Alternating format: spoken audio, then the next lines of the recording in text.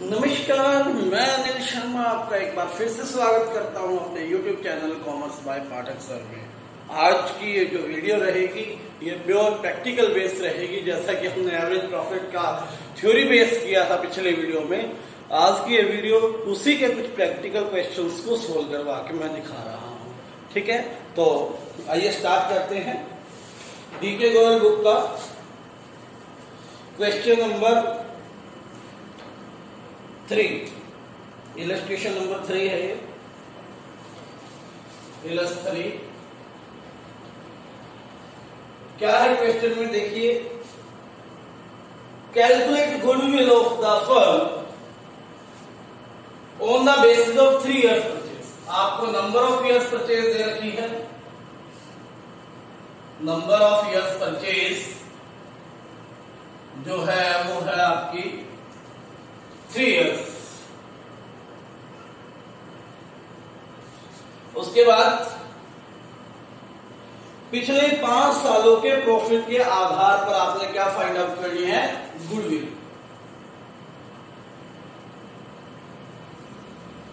ठीक है, और गुडविल फाइंड आउट करने के लिए फॉर्मूला क्या होता है गुडविल का, आपको पता है।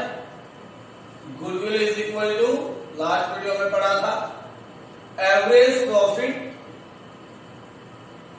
Into number of years purchase. अब यहां मैं आपको बता दूं, number of years purchase is given if we can find out average profit, then our solution will be ready. ठीक है, हमें क्या करना पड़ेगा, एवरेज प्रॉफिट फाइंड आउट करने पड़ेंगे। पिछले 5 साल के प्रॉफिट्स दे रखे हैं, प्रॉफिट्स दे रखे हैं पिछले 5 साल के। यहां मैं लिख लेता हूं प्रॉफिट, यहां आ जाएगा आपका ईयर। 2013-14 का जो ईयर था उसमें प्रॉफिट रहे 4 लाख।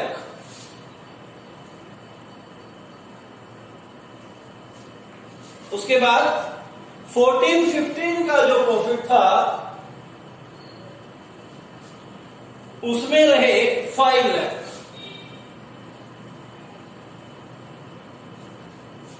देन 15-16 वाला जो साल था उसमें लॉस दे रखा है आपको 60,000। लॉस को आप लिख लेंगे माइनस से। देन 16-17 में जो प्रॉफिट था वो था 1,50,000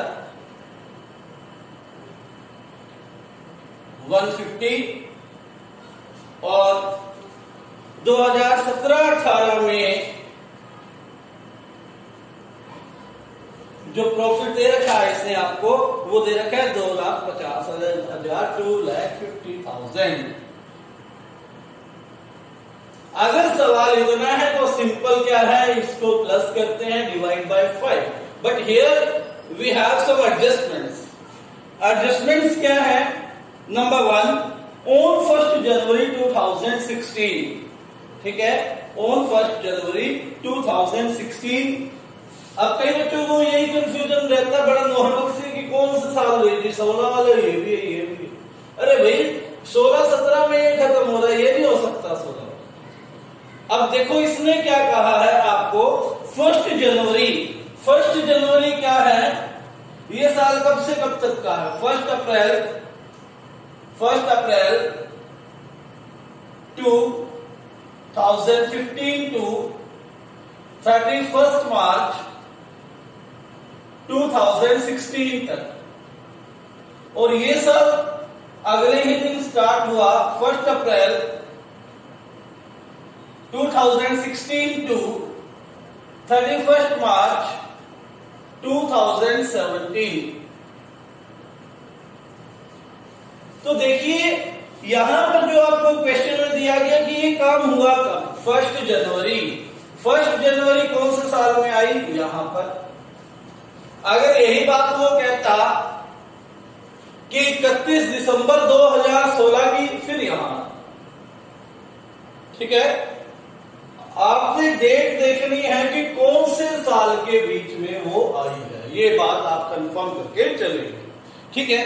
तो यहां पर क्या कहा उसने कि 1 जनवरी 2016 जो कि इस साल के अंदर था, उस दिन क्या हुआ था, एक फायर ब्रेक हुआ और जिसके कारण कुछ वस्तुएं जल गई।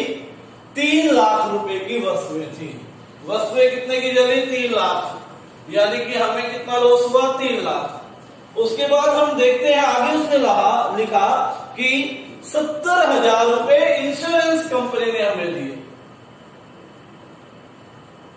यानी कि हमारा नेट लॉस कितना हुआ? 2,30,000, ठीक है, समझ में आ गई। लॉस कितना था? 3 लाख, जिसमें से 70,000 तो इंश्योरेंस वालों ने दे दी। हमारा क्या लॉस हुआ? इंश्योरेंस वालों को 2,30,000 हमारा नेट लॉस था। ये loss by fire, loss by any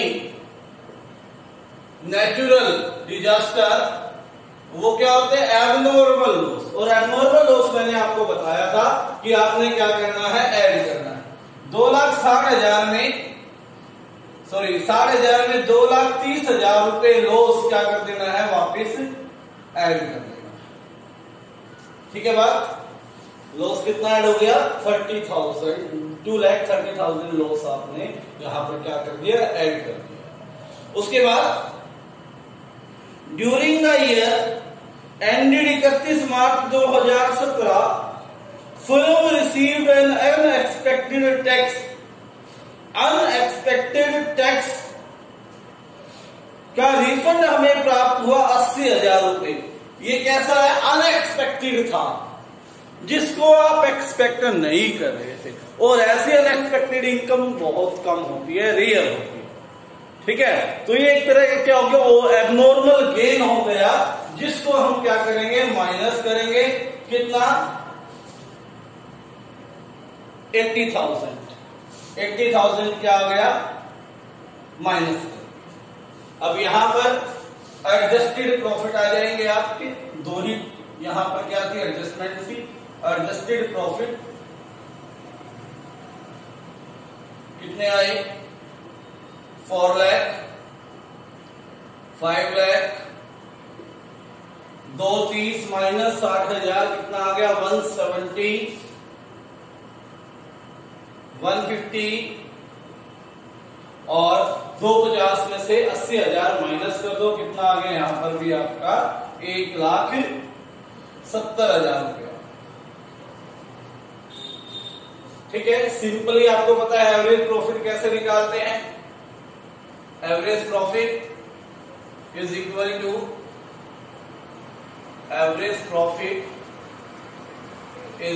two total of profits, जितने प्रॉफिट्स दिए हैं उनका total divide by number of years, ठीक हो गई बात। अब इसका टोटल करेंगे 4, 5, 9 और 10 और 11, 12, ठीक है, 13, 40, 13, 90 कितना आ जाएगा? 13,90,000 रुपए आ जाएगा यहां आपका। Divide by number of years कितने हैं? 1, 2, 3, 4, 5। 5 से डिवाइड करते हैं, 5 दूनी 10, कितना बच गया? 3, 39, 5 से 35, 4, 40, 5 8 40, 2,78,000 क्या आया आपका? एवरेज प्रॉफिट आया। गुडविल नहीं आई, एवरेज प्रॉफिट आया। बहुत सारे बच्चे यहां तक करके छोड़ देते हैं, ठीक है। हमें क्या निकालना है? हमारे पास क्वेश्चन क्या है? Find out the goodwill. अब गुडविल का फॉर्मूला आपने लिख रखा है 278 into number of years purchase कितना है? 3, 3 8 जा 24, 2 7 21 और 2 23, 2 3 दूनी 6 और 2 8, कितना आ गया? 1,00,000 34,000 आपका क्या आ गया, आंसर आ गया। ठीक है, यहाँ रुपीज मेंशन कर सकते हो, बहुत अच्छा लगेगा। 8,34,000 ये था आपका इलस्ट्रेशन नंबर 3। उम्मीद करते हैं आपको समझ में आ गया होगा। कोई प्रॉब्लम हो तो ग्रुप में कल पूछ लेंगे। उसके बाद नेक्स्ट जो हमने करना है इलस्ट्रेशन नंबर 4। इलस्ट्रेशन नंबर 4 करेंगे। क्या कहा, ए और बी पार्टनर्स हैं। कौन कौन पार्टनर्स है, A and B are partners who shares equally. ठीक है, हु शेयर्स इक्वली। उन्होंने सी को एडमिट किया, एडमिट सी। किसको एडमिट करते हैं, सी को। For equal share, for equal share. Then क्या कहा आगे, for this purpose goodwill is to be valued at 150% of average profit. Goodwill क्या है, इसने आपको अपने आप दे दिया 150% ऑफ एवरेज प्रॉफिट। मतलब कि आपको यदि एवरेज प्रॉफिट मिल जाए उसका 150%, और उसका मतलब होता है मल्टीप्लाई। 150 का मतलब क्या है, 150/100। ऑफ का मतलब क्या हो गया, मल्टीप्लाई। एवरेज प्रॉफिट अगर आपके पास हो तो आपका आंसर तैयार। ठीक है, एवरेज प्रॉफिट के लिए उन्होंने कहा कि पिछले 5 सालों के प्रॉफिट्स के आधार पर हम क्या करेंगे, ये निकालेंगे। ठीक है, तो ईयर एंडेड 31 मार्च 2015 में प्रॉफिट्स कहा उन्होंने 40,000। प्रॉफिट कितना है, 40,000। एडजस्टमेंट जो करते हैं, एक फॉर्मेट टाइप बना लेता हूं मैं यहां पर। 2015 31 मार्च ऐसे बना लिया करें, क्योंकि इसमें एडजस्टमेंट्स दे रखी है 3-4 हो। पिछले सवाल में भी बना सकते थे इस तरह से, अच्छा लगता है। बाकी कोई कंपलसरी नहीं है कि इस तरह से एक फॉर्मेट बनाकर ही काम किया जाए। ठीक है, लेकिन फिर भी बना लेंगे तो अच्छा लगेगा। 2015 के प्रॉफिट थे 40,000। उसके बाद 16 के 60,000। देन 2017 के प्रॉफिट्स दिए हैं आपको 1 लाख। 2018 के प्रॉफिट्स रहेंगे 20,000 लॉस। लॉस दिया है 20,000, माइनस का लिखेंगे। और 2019 के दे रखे हैं 150। 2019 के कितने दे रखे हैं, 1,50,000। ठीक है, ये प्रॉफिट्स दिए हैं आपको। आइए अब देखते हैं एडजस्टमेंट्स क्या है। ड्यूरिंग द ईयर 31 मार्च 2016, यानी कि ये वाला साल 60,000। क्या हुआ, एक असेट थी जिसकी ओरिजिनल कॉस्ट थी 2 लाख। ओरिजिनल कॉस्ट वो कॉस्ट होती है जिस पर कोई असेट हमने क्या की थी, परचेज की थी। ठीक है, याद रखना। ओरिजिनल कॉस्ट क्या होती है, वो असेट, वो कॉस्ट होती है जिसपे हमने कोई असेट परचेज की। उसके बाद फिर कहता है उसकी बुक वैल्यू। बुक वैल्यू क्या होती है, बुक वैल्यू जो आज के टाइम उसकी असेट का अकाउंट उसकी वैल्यू दिखा रहा है, यानी कि आज जो उस असेट की अकॉर्डिंग टू अकाउंट कितनी वैल्यू की वो है, ठीक है, अकाउंट के अकॉर्डिंग उस बुक की यानी कि उस असेट की कितनी वैल्यू, ठीक है। उसको बेचा गया था, बुक वैल्यू थी 150, उसको सोल्ड किया गया था, सेल किया गया 1,24,000, ठीक है। तो 1,50,000 की ओरिजिनल कॉस्ट जब खरीदी थी, इससे हमें अब कोई वैल्यू मतलब नहीं है। 1.5 लाख की हमारी आज के टाइम बुक्स के अकॉर्डिंग थी, 1,24,000 से हमने सेल कर दी, 26,000 रुपये हमारा क्या हो गया, लॉस हो गया। ये कैसा लॉस है, कैपिटल लॉस, ठीक है। इस तरह का जो लॉस होता है उसको हम क्या करते हैं, वापस ऐड करते हैं, ऐड। पिछले वीडियो में मैंने बताया था क्यों करते हैं, loss by sale of asset, capital loss को माइनस वापिस ऐड करेंगे। 2016 में था, 26,000 रुपये क्या कर देंगे, यहां पर प्लस कर देंगे। उसके बाद सेकेंड एडजस्टमेंट है, पहले एडजस्टमेंट पूरी हो गई आपकी, फर्स्ट एडजस्टमेंट थी ये। सेकेंड एडजस्टमेंट क्या कहती है, 1 अप्रैल 2017, 1 अप्रैल 2017, यहां पर है बात, कोई कंप्यूटर जिसकी कॉस्ट थी 2 कंप्यूटर्स कॉस्टिंग 1 लाख, 2 कंप्यूटर थे जिसकी कॉस्ट कितनी थी, 1 लाख रुपीज थी। 2 कंप्यूटर्स की कॉस्ट कितनी थी, 1 लाख। वर परचेज खरीदे गए थे and were wrongly debited to travelling expense. मैंने कहा था भाई कुछ चीजें आपको इस बेस पे करना पड़ेगा कि आपका 11th का statement of profit and loss का कितना बेस।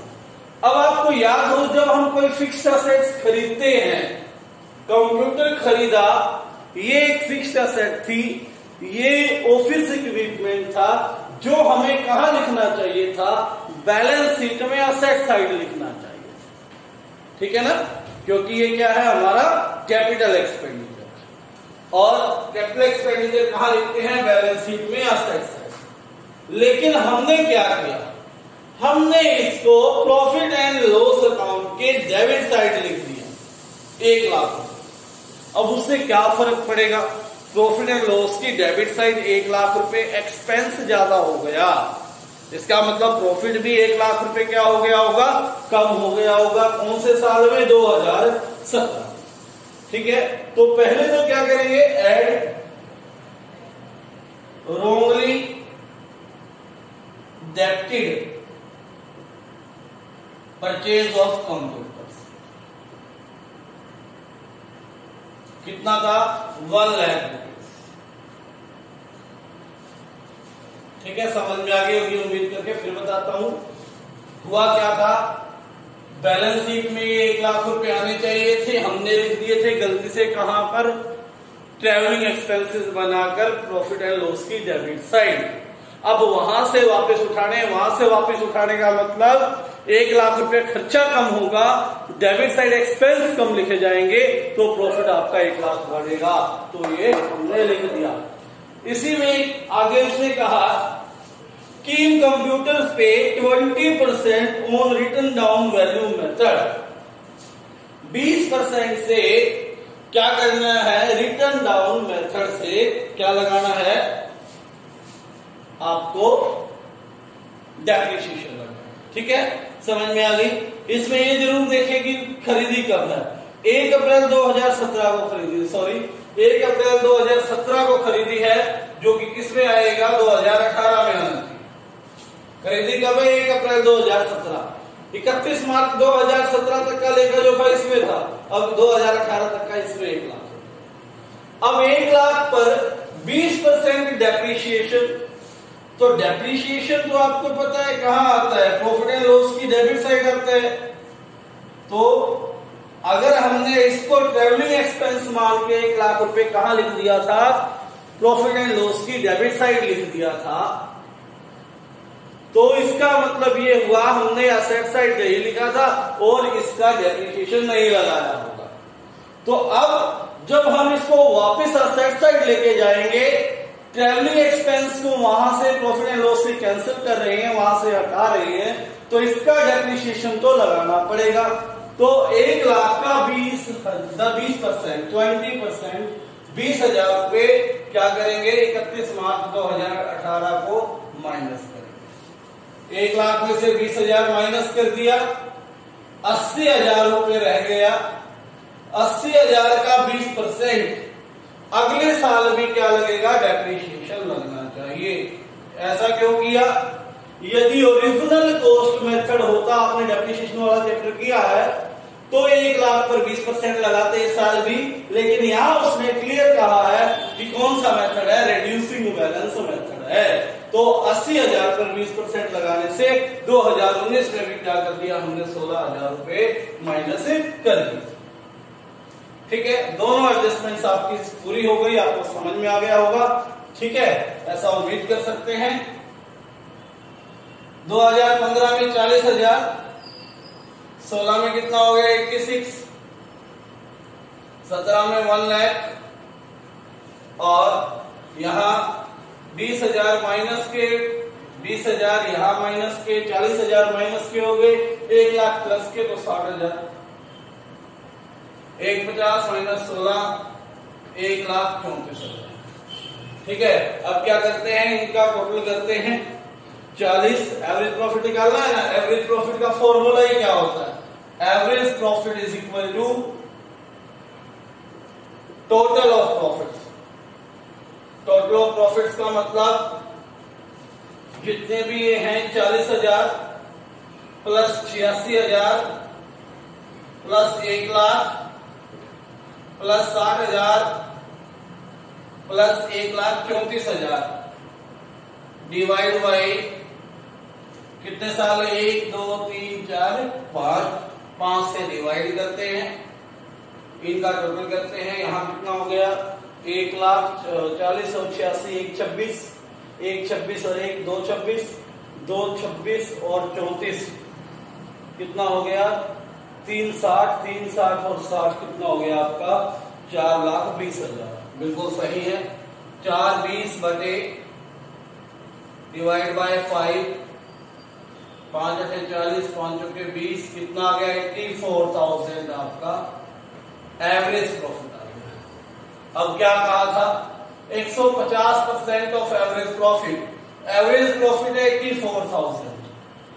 इसका का मतलब, ऑफ का मतलब मल्टीप्लाई 150%, तो 150% कर देते हैं।